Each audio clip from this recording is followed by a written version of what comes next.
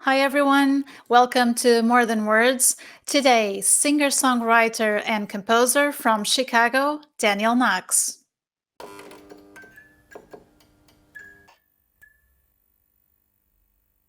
Hi, Daniel. Welcome to More Than Words. Thank you so much for being here today.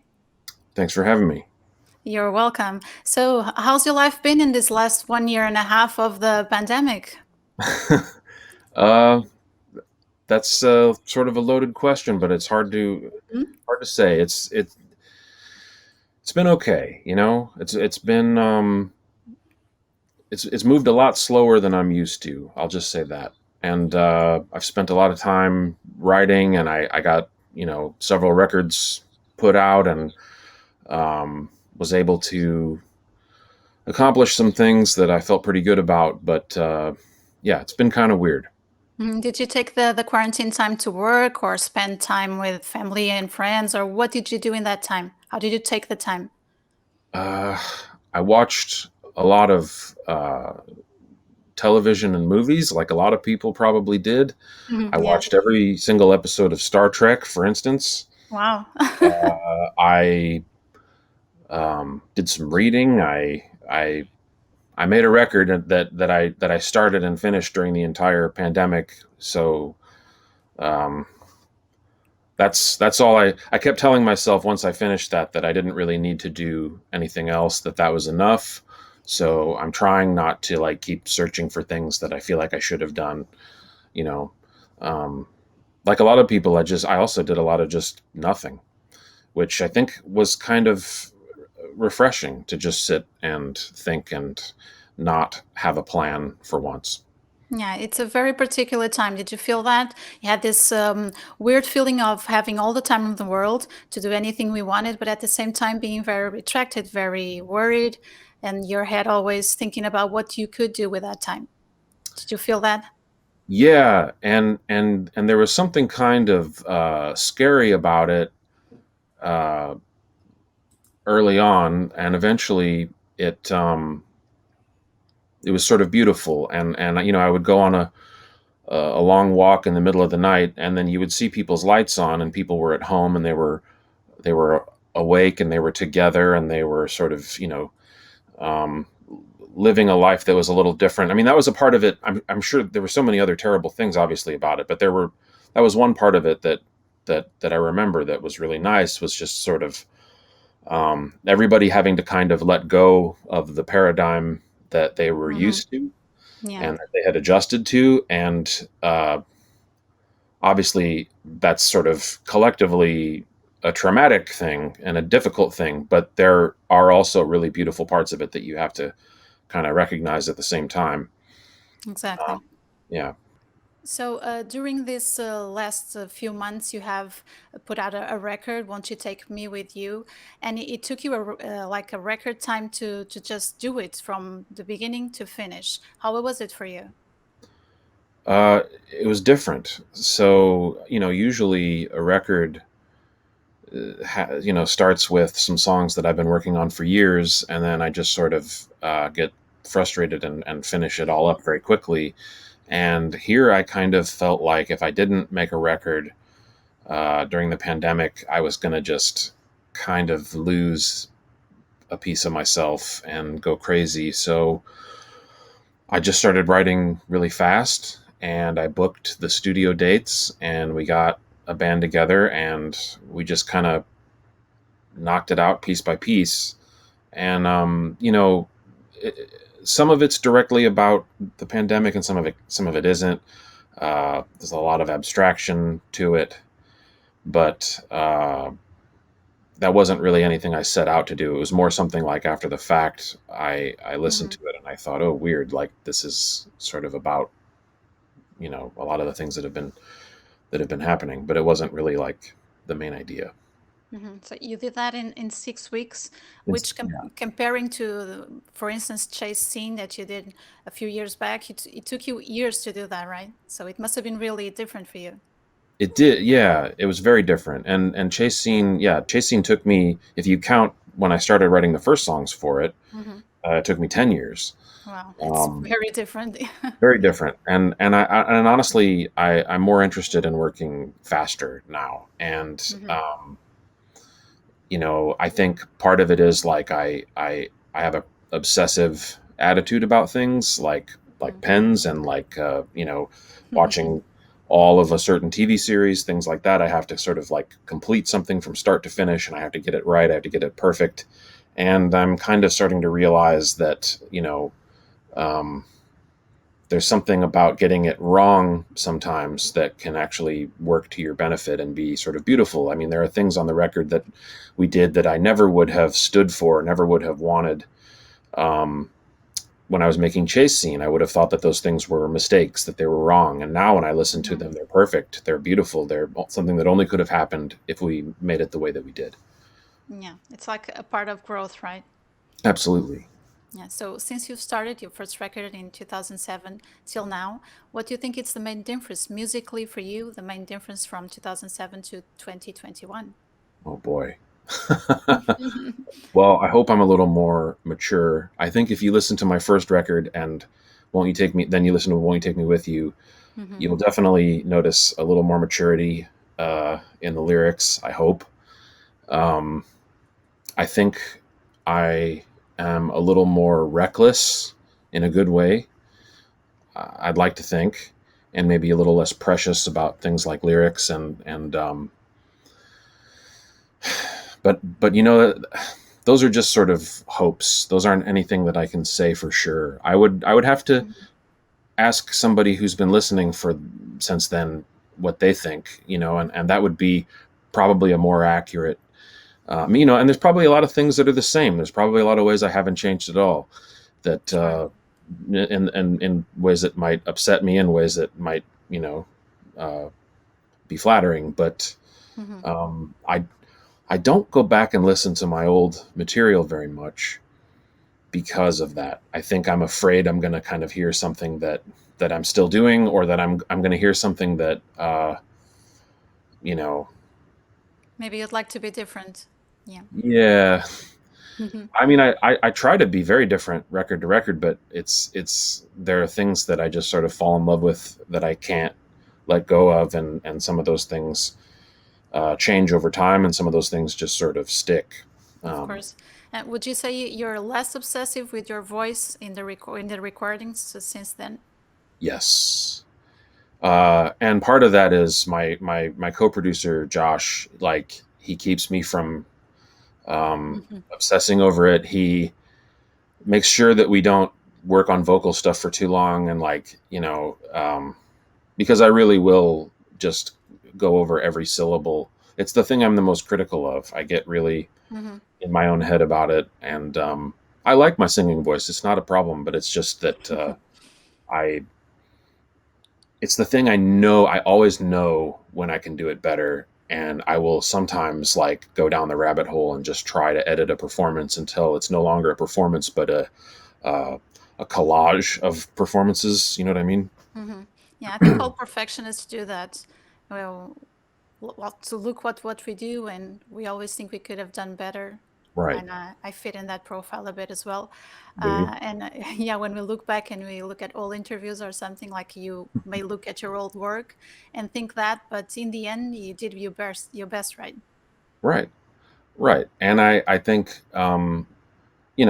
perfectionism is in an, in itself imperfect, and you can't be perfect at being perfect because it's impossible. And I'm trying very hard to embrace meaninglessness, almost in a religious way, like Yeah. just that, like nothing matters, therefore everything matters, therefore nothing matters, and the work that you make is what it is, and you kind of there's a good I don't know who said it, but Brett Sparks from the Handsome Family said this to me once, that you never finish a song, you just stop working on it. Yeah, it makes Which I sense. like. I like the way that kind of puts things in perspective. That you Hmm. you you really never finish anything. You just kind of start working on something else. working on it, exactly. Yeah, You move on to something different. Yeah. right.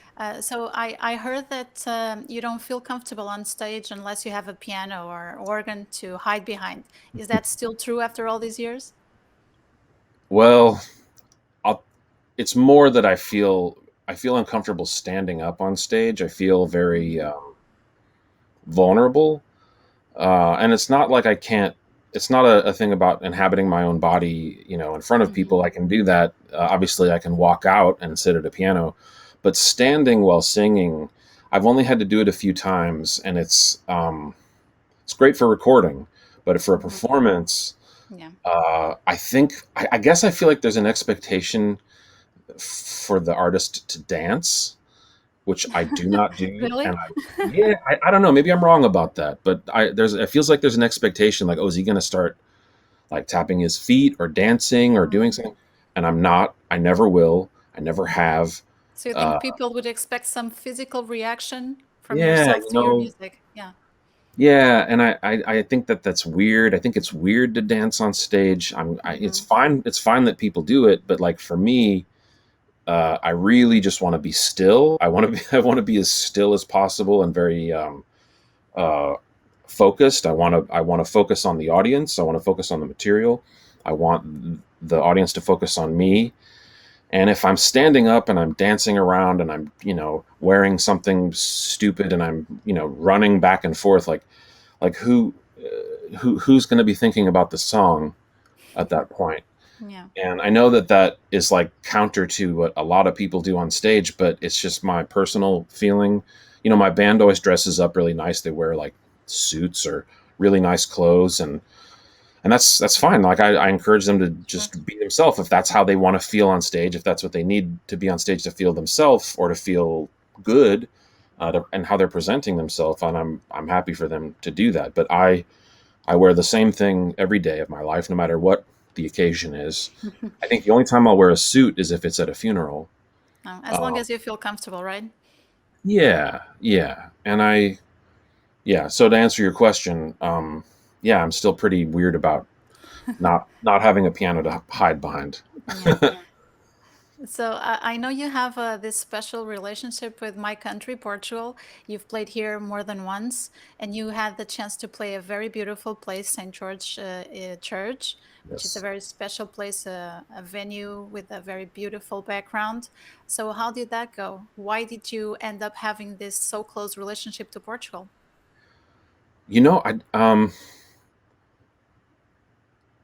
So I've played at St. George twice, Hmm. and I've played in Portugal now. I think 4 times, maybe just three. Maybe there's one time that I sort of have stretched out in my mind, but I've spent cumulatively a few months there, and I don't know what it is. I think a lot of it is that I feel like sadness is something in American culture in music that Hmm. that is sort of seen as negative. And of course, nobody wants to be sad necessarily, but like I feel like in Portugal, you accept sadness as a way of life, as a part of life, and I think that allows for a kind of unique communication with the sort of songs that I write, which I don't think of my songs as inherently sad, but that there's a sadness inside of them and in the abstraction within them, the root of where they come from, that uh, it's so refreshing to find an audience that connects with that aspect of my work without feeling like it is having to be defended or spoken for. You know what I mean? It's just Yeah. I felt it embraced, uh, and that was extremely new for me, very unique.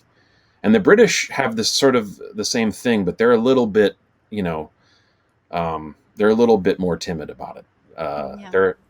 They're the British with their sadness are kind of like um, Yeah, it's a bit a little a darker different about it. I don't know style. what it is. Yeah. Yeah, but when you were in Portugal, did you have a chance to listen to some fado music? Yes, I did. Yeah, because I think it has to do with that, because fado, it expresses that darkness and that sadness that you were talking about. So it's a cultural thing for us. Right. There's one artist in particular. Uh, I'm gonna. Is it Amalia? Am I saying it Yes, right? Amalia Rodrigues. Yes, Right. Amalia.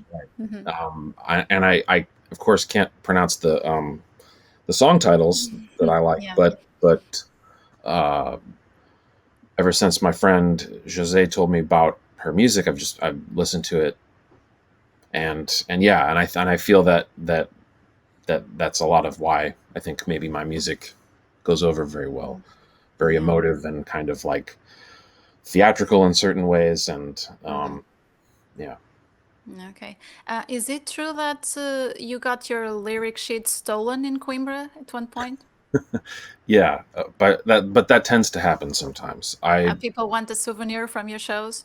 Right. Well, I something that I do at my concerts that I don't remember when this started, but I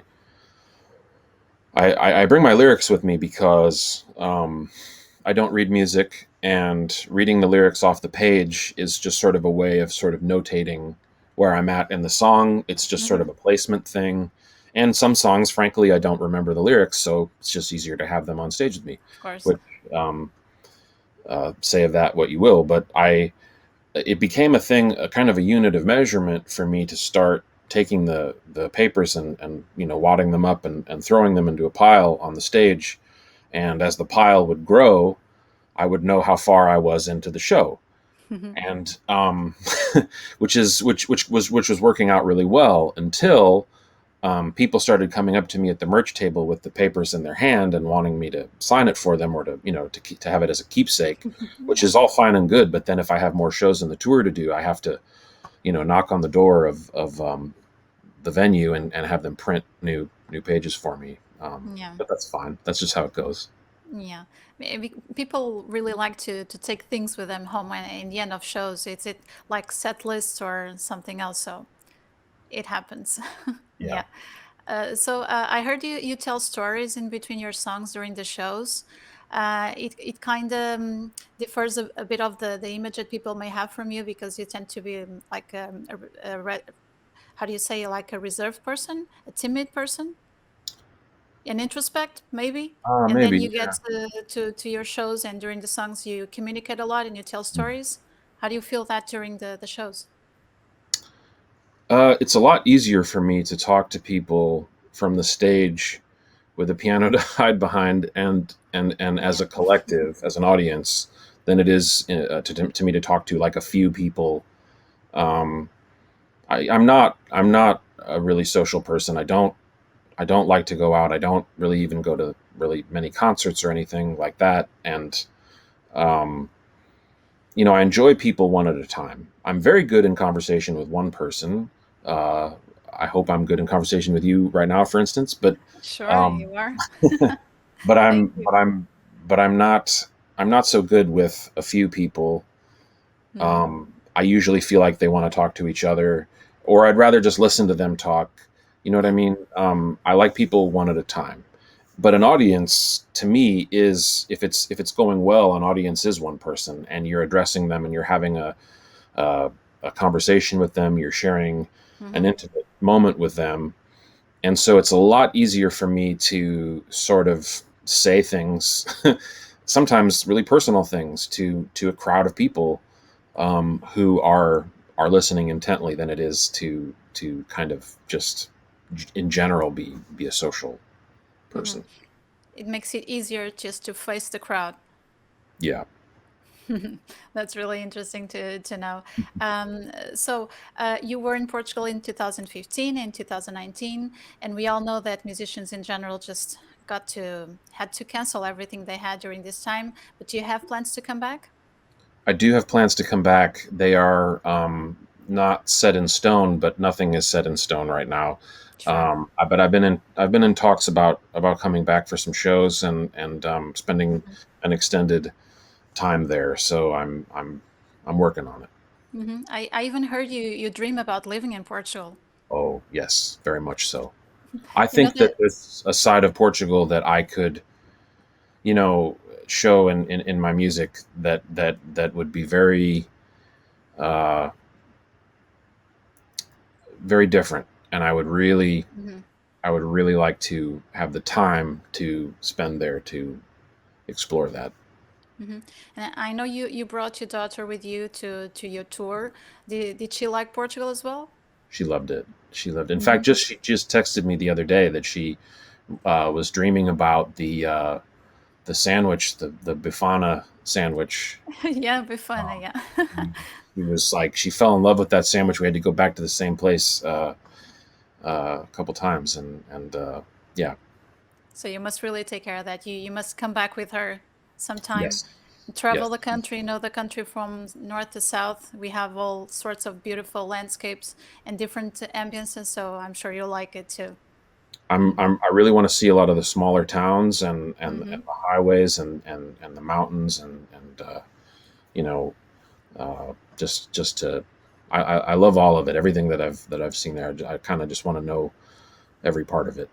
Yeah, that's really nice. And you know, we have a lot of famous people, actors and musicians coming to Portugal and buying houses here or even moving. You must have heard that Madonna spent quite a few time here in Portugal and even had collaborations with Portuguese musicians. I did hear about that.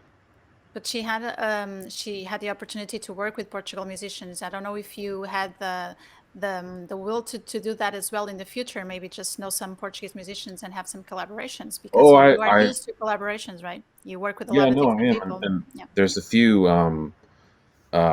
There's a few that I'm actually working with kind of a little bit, uh, but yeah, it's not things that aren't out yet, so I don't want to necessarily say anything. But Sure. Yeah, my but it's friends nice they to know that in the future it may happen. Yeah. oh yeah, no, definitely, Mhm. definitely. Okay, so I wanted to talk to you about a little bit about Fred Rogers, because honestly, I didn't know who Fred Rogers was till a few months back when I saw a documentary on Netflix, and it had everything about his life and his work, and I found it really interesting. And then when I was doing some research for this interview, I thought it was a nice coincidence that you had done that work about him, and that you used to watch his show as a kid. So how did that impact you as a person, as an adult, many years later? Yeah, I'm when I finished Chase Scene was a record I did that was really dark.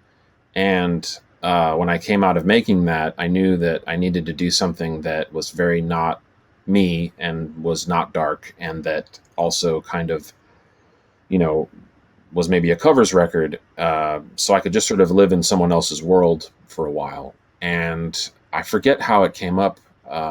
Maybe Josh brought it up to me, Hmm. but um, those songs are so. I wanted to make a portrait of his music that showed him not just as a children's entertainer but as a songwriter, and I Hmm. wanted to treat his songs in the same way that you would treat the songs of Irving Berlin or George Gershwin, Hmm. Cole Porter. I see him as the same caliber of songwriter, and I wanted to just make a piano and voice record that honored that aspect of his work.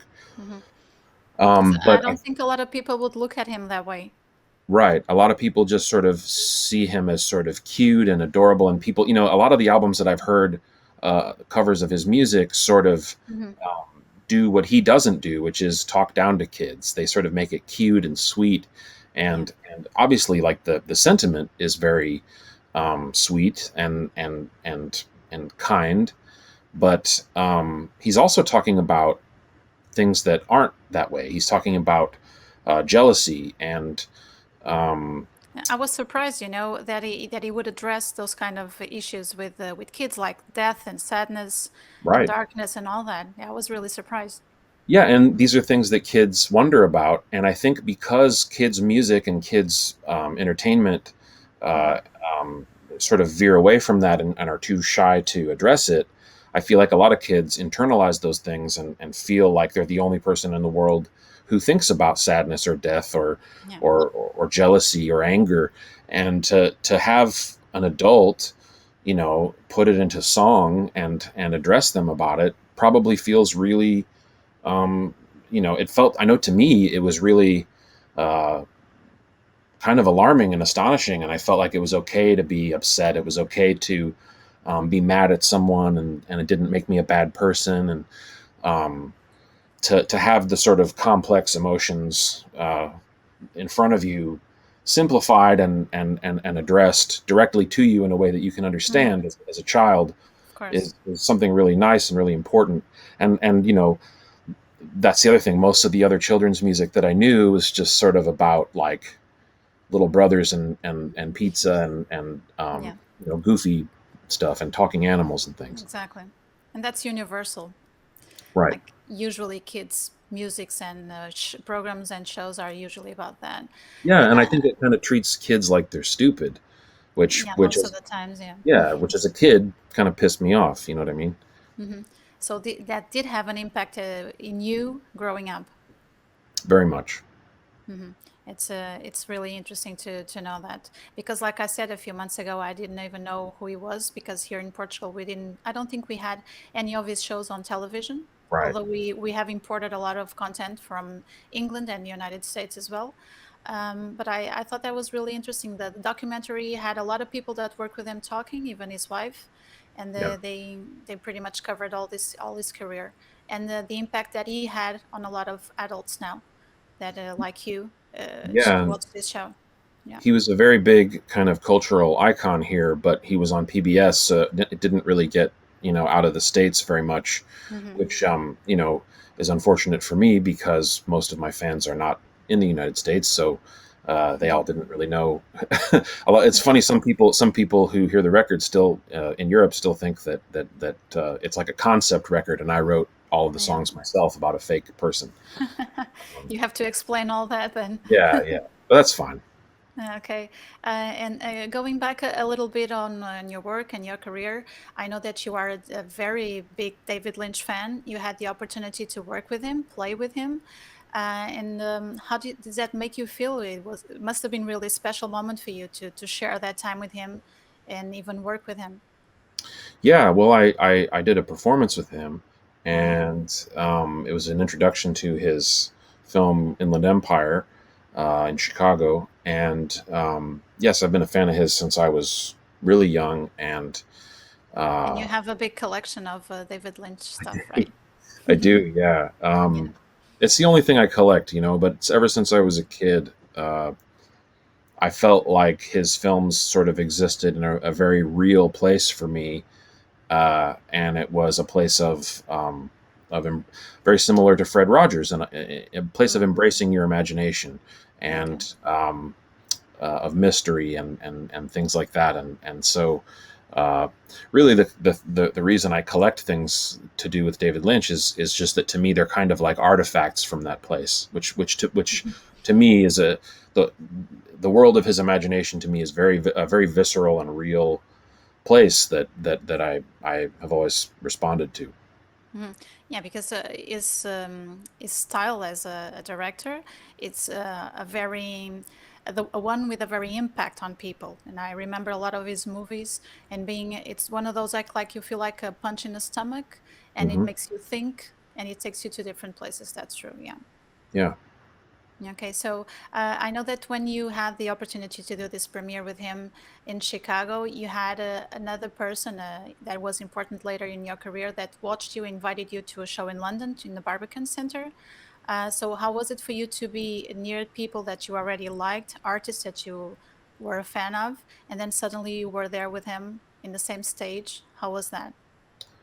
At the time, it was amazing. So the person you're speaking of is this man named David Coulter, who Exactly. was in London and invited me to play the show. And Rufus Wainwright was there, Imogen Heap was there, Damon Hmm. Albarn was there, a bunch of people, and the Yeah. Handsome family, who I have Hmm. am now friends with. But at the time, I idolized them and still do. But um, yeah, it was a big deal, and I think I thought at that point, okay, I've made it because I'm on a stage with these people, and that's when you're a kid, you sort of think that's all it takes is you just get on the stage with somebody great, and then you're great too, and everybody knows it.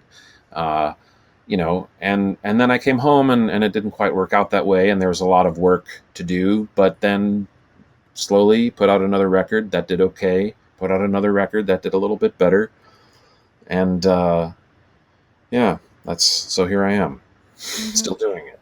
Yeah, because you got from being an artist that a few people knew about, and then doing that David Lynch thing in Chicago, being online, and a lot of people seeing that and reacting to that, and then suddenly being working with your favorite artist. So that must have had a great impact for you as a musician. It certainly had an impact on my confidence at the time, and getting to meet and work with people who I admire has had a big impact on me. I met Jarvis Cocker through that, which was really a great experience, and got to work on his record, and he got to work on mine. Yeah. Um, yeah, it's been nice. Is there any other collaborations that you would like to do in the future? Is there like one you would like to highlight? Oh, geez, The dream collaboration. the dream collaboration. I know I'm going to think of a few the minute the minute we're Yeah. done talking. But right now, the one that I really have always wanted to work with, this country singer named Mandy Barnett. She just has the most beautiful voice, and I heard her on the Tonight Show when I was a teenager. She had just put her first record out at that time, and so all these years later, I felt like there's a song that I want to write for her, but I just don't know what it is yet, and Mhm. eventually I'll get there. Yeah. You Yeah, can contact her now. So these days it's a lot easier to contact anyone I than know, a but few years back, right? When you were a kid and you probably started, things were a lot different. very much. I mean, it's funny. You can just kind of knock on people's door, and sometimes they'll just answer. It's Exactly. surprising. Just the Um, possibilities that it yeah. opens a lot of possibilities. Yeah. Well, I mean, the internet has sort of democratized the music industry in a lot of ways, but it's also saturated it in a lot of ways. It's made it Hmm. easier and harder, and it's built something bigger, but also kind of worse. And you know, when I was starting out, the dream was to be on a record label, and I've been on a few, and they were great. But now record labels don't really Hmm. really matter the way they did, and the dream is a little bit fuzzier, and it's a little bit more wrapped up in a lot of kind of internet minutia, and things that are sort of hard to understand for me anyway. Exactly. Yeah. On the other hand, we have easy access to all artists, either it's a niche artist or a mass artist, and we can listen to their music easily through a lot Right. of different services. And For I was free. thinking about Yeah. Bandcamp, that you were participating in Bandcamp Fridays, and Hmm. I have a sense that a lot of people don't know that that exists, and I think it's a shame because artists get better paid through Right. Bandcamp, and it's easy for us fans all over the world to buy their music. So how does this work for someone who doesn't know Bandcamp Fridays? So they can buy your work directly to the artist, right? Right. And Bandcamp Friday, I mean, their whole thing is on Fridays they drop the small percentage that they take. So Hmm. 100% of the They waive their money percentage, right? goes to the Hmm. artist. But it's funny. People are it's in a lot of ways people are way more savvy about the music industry. The average person is way more savvy about it than they used to be. But there's also a lot of things that I think we all still collectively internalize about the music industry that are wrong. Even if we know better, I think that like a lot of our feelings about it are still wrong, because there's marketing that affects us in ways that we're not really seeing or choosing to see in a lot of ways. There are artists who I think people, Hmm. the average person will look at and say, oh, well, they just had their trajectory is very simple. They put a thing on YouTube and somebody saw it and then they became famous and now they're a huge star. When in fact, it's like a team of people in a room, or they started with rich parents where they could, uh, you know, work on their own without having to worry about bills and their Yeah, they health had and money to the things invest. normal Yeah, people have to deal with. And so yeah. I think there's a lot of kind of things that I wish people knew about how hard it is to maintain an artistic career, and how much goes into it, how much investment the artist makes. But the difficult part of that is that, if you talk about it too much, then people just sort of like don't want to hear it because it sounds like whining and complaining, which is fair, but it's also true, Yeah.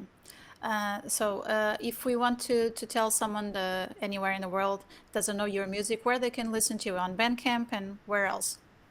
Well, I mean, it's pretty much everywhere. It's on Spotify. It's on Bandcamp. Of Hmm. course, I'd prefer if you bought the digital copy or the hard copy from me. You can also buy my records at danielknox.com.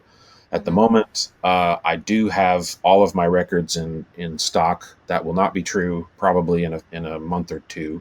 So I have records on vinyl, CD, cassette, and yeah. You think the cassette is coming back? It's a Oh, it's retro back. way of listening to music, but a lot of people are looking for cassettes, right? Yeah, cassettes are great. I mean, they're, even if you don't have a tape player, they're it's kind of a handsome. Like a collection item. Yeah, yeah, they make a nice sound, and Yeah, they do. And you you can can throw use them in your the back seat when you're driving, and you can use your pen like, and it looks a lot like mine to yeah, to to to rewind it. rewind it. Yeah, exactly. Yeah, yeah, I remember doing that when I was a kid back in the 80s, with and like recording stuff that we heard on a radio to cassettes and just making collages almost. Yeah, that was really yeah, nice. It make us go back. yeah, and there's also that nice thing of like you get to listen to it without stop. It's yeah, I think tapes are making a comeback for a good reason. They were a nice medium that, even if they're Hmm. kind of lo-fi and clunky, there's Yeah. there's a charm to them. Hmm. And you've put out a really nice vinyl for "Won't You Take Me With You," the burgundy vinyl. It was really nice. Thank you. Yeah, I was proud of how that came out. It was really beautiful. Yeah, it's really a beautiful piece of collection for every music a collector and anyone that likes music. I think it's a really good piece. Yeah. Thank you. Okay, so talking about this other thing that you do, you are a projectionist in the Music Box Theater in Chicago, and I heard you are a very devoted projectionist, uh, dealing with all the details very obsessively. Again, like you said. Well, certain details, yes. Other details, Hmm. not so much. I think, when it comes to film projection, Hmm. I am not so concerned with the technical details of print inspection and knowing the science of it. What I love is the presentation and Hmm. The all of the things, experience. Yeah. the experience, absolutely, and Hmm. making the audience member feel like they are immersed into the film and leaving their own head and just going into this new world. And I think that the way that you time the lights and the way that you make sure that the film is masked properly and looks and sounds as good as it possibly can. All of these are things that just bring you closer into the world of the film. And I also like to do little pre-show things I cut together and Hmm. curate and things with the spotlight that we cue the organist with, and um, there's a lot of things that go into it. And I think a lot of that is because for me, as a child of the '80s, I remember going to the movies was had a sense of occasion to it. It was a really important Yeah. night out, even for even on a Tuesday, like it felt like it was like an important night and you were doing something special, and the lights dimmed and the the music went down, and then everything about the curtain opened, and Hmm. now it's not so much that way. So one of the things that I am passionate about at the theater that I work at is doing little things that can make it more a sense of occasion and make it Hmm. special. Yeah, I think that that's really nice for you to just to worry about that and to care about that because me as a moviegoer, and I've spent quite a long time in movie theaters in my life because I really like going to the cinemas, but it can make a difference. It has an impact on what you see and how you see the movie. And I remember being in a movie theater a few years back, watching a film, and then suddenly it just stopped. the screen went black and nothing happened. It was almost in the end of the movie. I Hmm. was panicking about maybe I couldn't just watch the rest of the movie, and no one came to explain anything, and no one said anything, and then someone had to make the decision of going outside the room and ask, like, what's going on?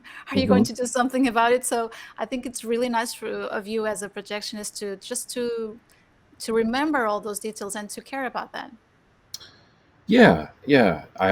It it's a special thing, and it's something that won't be with us in the way that it is now for Mhm. very much longer. I think that it has. I think people are kind of adjusting to like lowering their standards. I think that Mhm. digital TV and digital, media and streaming have gotten us all adjusted to something that isn't as good as what we used to have. And it's Yeah. not, it's very easy to write off uh, all of these things as nostalgia. It's not nostalgia because the quality simply is better. Like a Exactly. 35 millimeter film print looks better than the best Blu-ray that you can get, the Mhm. best 4K TV that you can find. A 35 millimeter projection done right is a photochemical reaction that you're witnessing in real time right in front of your eyes, and it's a beautiful thing. And it's slowly becoming extinct, like the dinosaurs. Yeah, and it's like you said a bit ago, it's like the ritual of going to a movie theater. It's like a special occasion, and Yeah, it should still be like that. Still be a special occasion, and it's a shame that people don't see it that way. it's a shame to me that I think people still do see it that way, but I think it's kind Mhm. of more like a special group of people see it that way, and everybody else just sees it kind of like, um, yeah, I don't know. I think they just sort of took it for granted and didn't really notice what was being taken away from them as it was taken away. Mhm. If that makes Just sense. happened gradually, yeah, Yeah. over time. Okay, so going back to your music, um, if you had to say to someone that never heard your music, which was the first record that you would advise? Just start with Oh, this one geez, I don't know. because they're all very different. It has different phases of your life and it's you have your career. Yeah. So I think it makes a difference when you hear maybe when a friend asks you, "Oh, you like this band or that band? Where should I start?" And I think that's a very important choice to You make. know, So I, I, if you could just say one, yeah, I don't know if this is cheating or not, but I would tell them to listen to one half of the first record and one half of the last record, it's not and, cheating. Yeah, and okay. to see, maybe side A of one and side B of the other. It can be their choice, whichever one looks better to them, and Hmm. then maybe they can kind of either start at the beginning and work their way forward, or start at the back and Hmm. and work their way backwards. But um, I really just don't know, But I'm always fascinated to hear what records of mine somebody responds to and what ones they don't like. I'm always really interested if there's a certain record that somebody kind of timidly tells me of mine that they're not a fan of, and I'm Hmm. always like fascinated by it. I don't obsess over that stuff very much, but I feel like there's stuff for me to learn from people who are fans of mine who don't like a certain record. I don't want to get a bunch of negative emails from saying that, but it's interesting to learn, Hmm. which ones people don't respond to for some reason, or which directions. Hmm. Do you get a lot of feedback from your fans through the internet? I do. Mm. I Are do. you Not, active in that sense? yeah, and if people write me, I write them back uh, Hmm. right away. I always try to, and usually it's people being very nice and just saying that a certain song spoke to them. Yeah, Once in a while, somebody covers a song of mine on YouTube, and that's always really nice. I always make sure to say something yeah. um, That about must it. be special just to listen to something that is very meaningful to you being played and sung by someone else someplace in the world. It's fascinating. It's kind of like hearing your own thoughts read back to you, in a transcript. Um, and yeah, I had a song called "What Have They Done to You Now" that a lot of young people, I guess, responded to and have covered in various ways. And yeah, I always really appreciate when people do that. Just to finish our conversation for today, I've read your interview in Glassworks Coffee, talking about the difference of an espresso and an Americano. And you know, that is a very big deal for the Portuguese people when they go abroad. Because when you go to other countries and you come to Europe, you don't like espressos and you're looking for Americanos. But when Portuguese people go abroad, they're always looking for espressos. Uh-huh. So it's the immediate. That's interesting. Uh, I didn't think about that. That's very American of me to not have thought about that. Exactly, because me, for instance, I don't drink coffee. I don't feel the need to be looking for places to have coffee in other countries. But most Portuguese people take that very seriously, and when they go abroad, like, where can I take my espresso? So I Yeah. found it very curious that you did the exact opposite.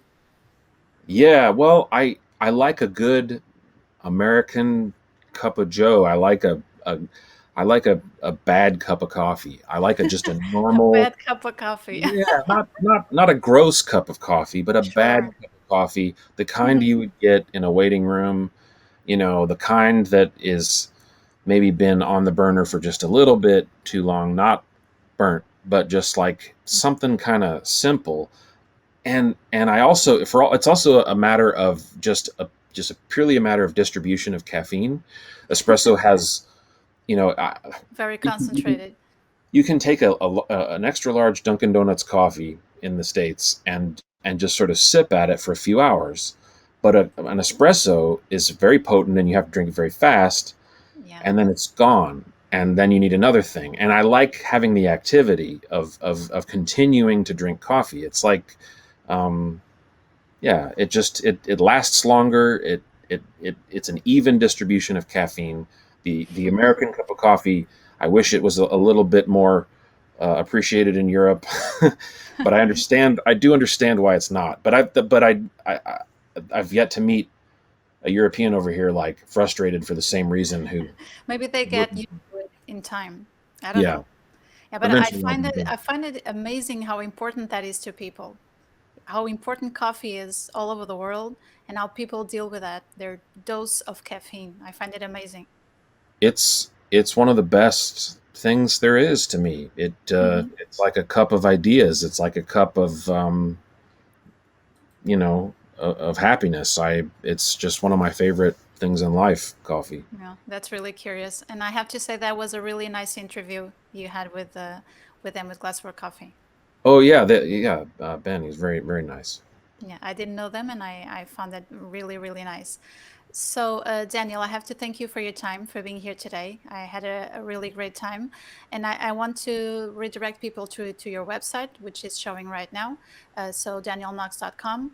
And to invite people to listen to your latest work, Won't You Take Me With You? And also other works that you have been doing and you have to released. Would you like to leave any message for your fans in general? For my fans in general, you're putting me on the spot. I don't have anything really clever to say. I just say First thanks for thing that comes to listening. mind. Well, the first thing that comes to mind is just thanks for listening, and I want to thank you for having me, and I've had a nice time talking with you. I have to thank you mostly, but thank you for your time and everything else. And I hope to see you in Portugal very soon as possible. Believe me, I'm hoping for the same thing. Okay, so thank you so much, Daniel, and see you next time. See you next time.